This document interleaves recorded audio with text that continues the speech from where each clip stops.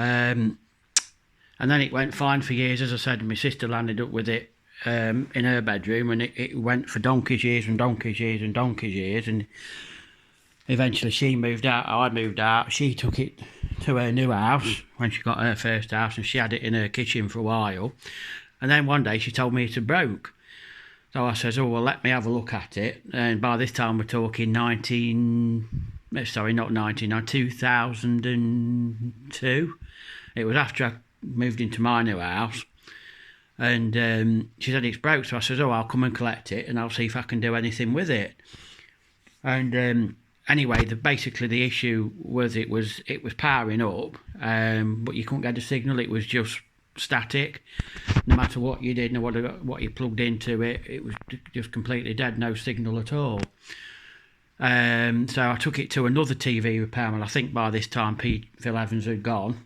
So I took it to him, and obviously bearing in mind the age of the set, and you know, they come back and told me, he told me that it wasn't repairable, basically. I think he said it's going to cost more to repair than it's worth, which kind of knew that.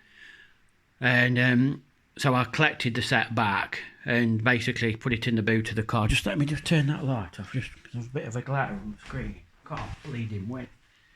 Is that better? That's a bit better. I'm going to get rid of the glare off the screen. So yeah, so basically I just left it in the boot of the car, and then I thought, well, I'll just, you know, when I'm going past the tip, I'll just drop it off. Needless to say, that didn't happen. Months and months and months later, I even forgot the telly was in the back of the car, if I'm honest. Anyway, one day I realised it was still in there, so I thought, oh, I'll drag it in, and I'll give it one last go before I tip it.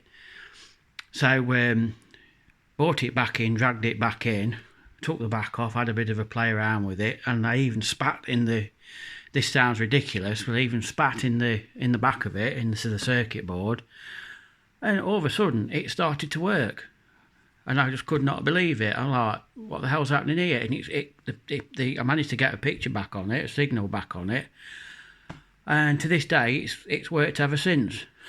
So what the hell that was all about, and I've just hung on to it, chucked it up in the loft, and obviously we've still got it to this day. I have actually got the thing here that broke off, which obviously goes just on there.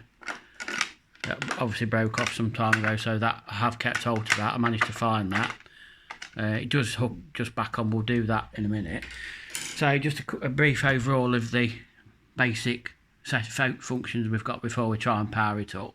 So basically, unlike the Matsui TV, this was a bit moderner because you've got buttons here rather than the dials, rather than the old-fashioned knobs for the brightness control there, contrast, colour. And then also by this period you got the digital tuning, you know, on the other one where we got the old wheels where you tuned it. This one you pressed the buttons. So this set was a bit moderner in that respect.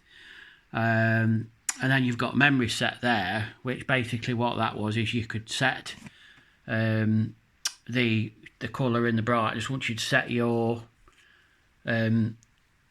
favourite, you know, got the picture to how you liked it, basically you could press that, and the volume, I do believe, you could press that, and then them settings would be locked in.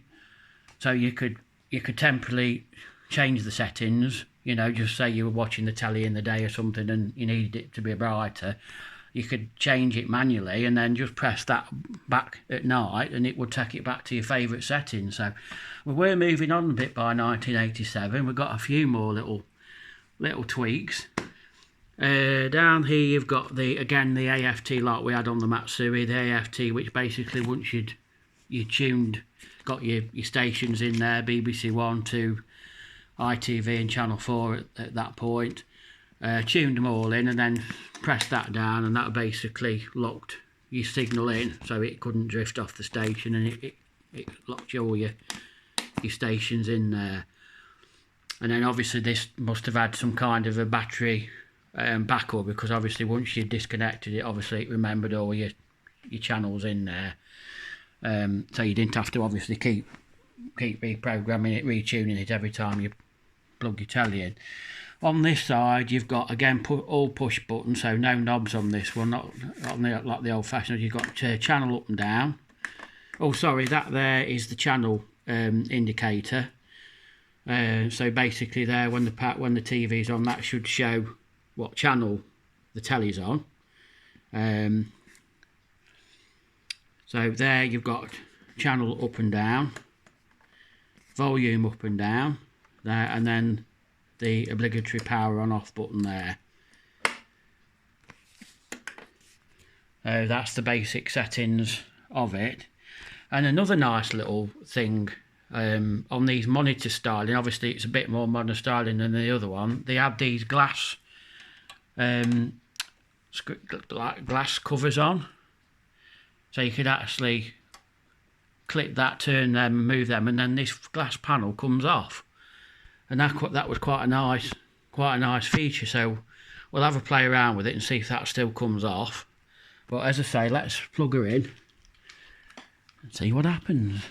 Trying not to electrocute myself, bearing in mind, remembering we've got the back off it at the minute.